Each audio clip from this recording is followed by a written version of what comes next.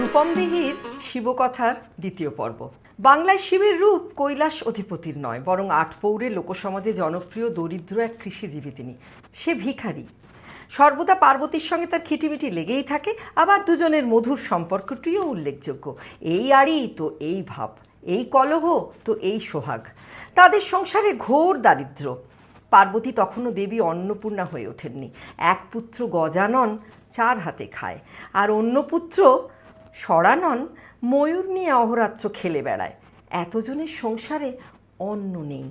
পার্বতীর হাহুতাজ দেখে মহাদেব ভিক্ষায় বেরোলেন। মনস্তাপ করতে করতে পার্বতী বাপের বাড়ির উদ্দেশ্যে রওনা দিলে জয়া তাকে নিরস্ত করে বললেন, দেখো, স্বামী ধনহীন হলে বাপের বাড়িতে কিন্তু মেয়েদের কোনো সম্মান নেই। তার চেয়ে তুমি অন্নপূর্ণা রূপ ধারণ করো, সারা বিশ্বের অন্ন তোমার সংগ্রহে রাখো। শিব ভিক্ষা করে কোথাও যখন অন্ন পাবেন না, তখন তুমিই তাকে অন্ন যোগাবে। দেবী অন্নপূর্ণার রূপ ধারণ করলেন। এদিকে শিব আর ভিক্ষা না পেয়ে অবশেষে লক্ষ্মীর কাছে যেতেই লক্ষ্মী তাকে জানালেন, তোমার ঘরণীর কাছেই তো সব অন্নের ভাণ্ডার, তাই তো বিশ্ব সংসারে অন্ন এখন অপ্রতুল। শিব তখন ঘরে ফিরে গিয়ে দেবী অন্নপূর্ণার কাছে ভিক্ষা চাইলেন।